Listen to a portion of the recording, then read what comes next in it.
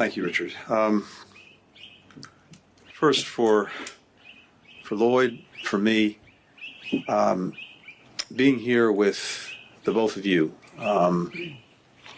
with not just the important professional relationship that we have, but, as you both said, the genuine friendship makes all the difference in the world.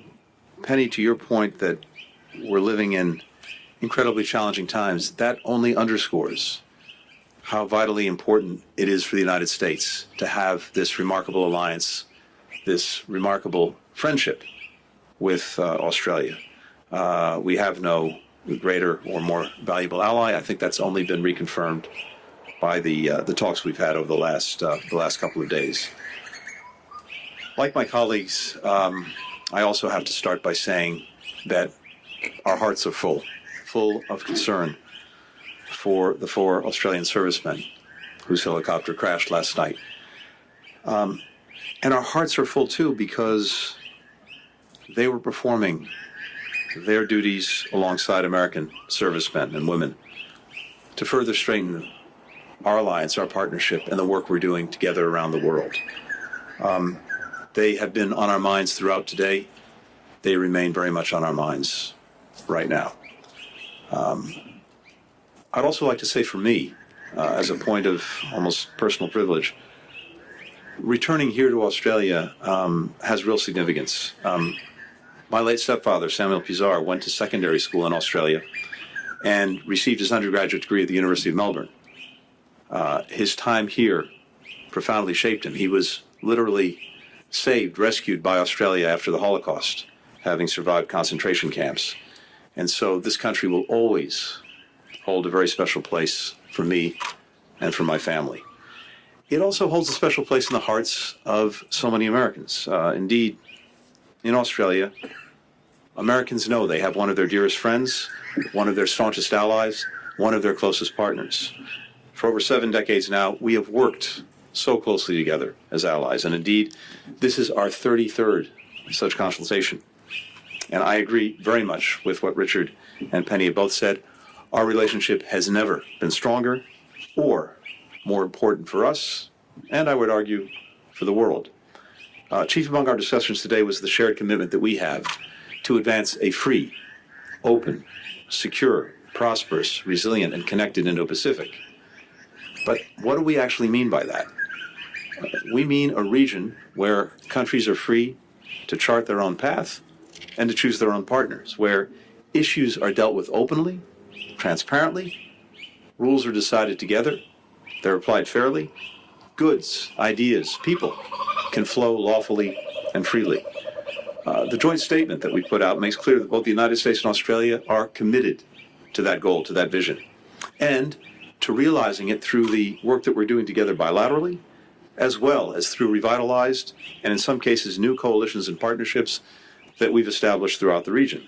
We're deepening our collaboration through the Quad, where, alongside India and Japan, we're actually delivering concrete results for our people on priorities like promoting health security, shaping the future of critical and emerging technologies in a way that aligns with our values and our interests, enhancing maritime domain awareness, the capacity of countries to actually understand what's happening in the waters around them, and connecting more people to the internet and to telecommunications infrastructure.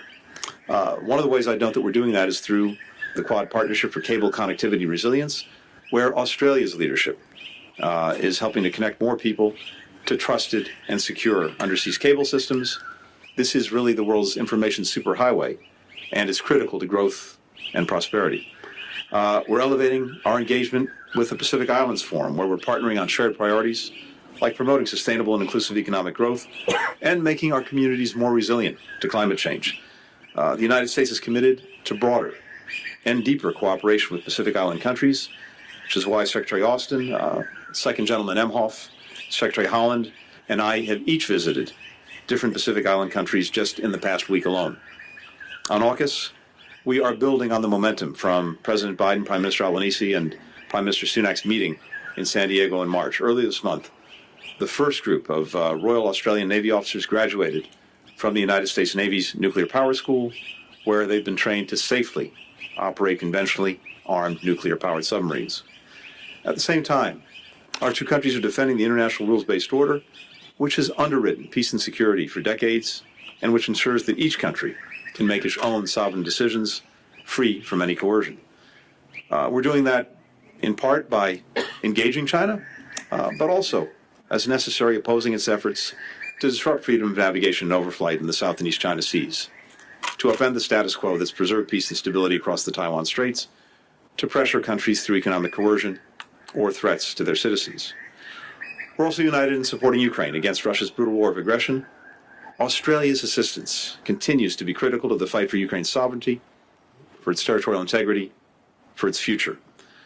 Today, we discussed and condemned Russia's weaponization of food, including its recent decision to end participation in the Black Sea Grain Initiative and its continued bombardment of Ukrainians' export infrastructure.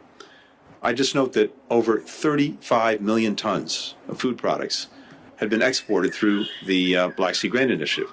That's the equivalent of 18 billion loaves of bread, with nearly two-thirds going to the developing world. The decision made by Russia to tear up this agreement is hurting millions who depend on Ukraine's grain and wheat, as well as those, even if not directly receiving that grain and wheat, who benefit from the fact that with that wheat and grain on markets, prices are kept in check, kept lower.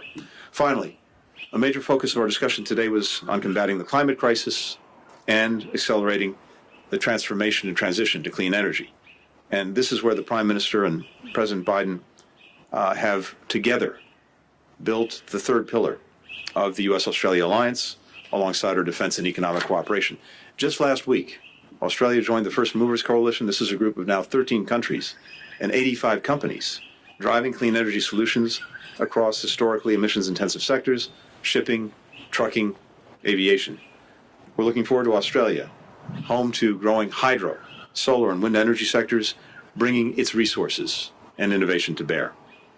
As President Biden has said, the United States has no closer or more reliable ally than Australia. Today, Osman builds on our successful past and guides our work together to build a stronger, more secure, and more peaceful world for everyone. Penny, Richard, again to you, thank you for the partnership. Thank you for the friendship. I'm also gratified that we benefit here in Australia from a remarkable ambassador, Caroline Kennedy. I'm glad to be with her. And of course, a not bad Australian ambassador in Washington either.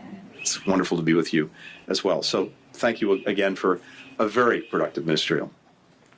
Lloyd.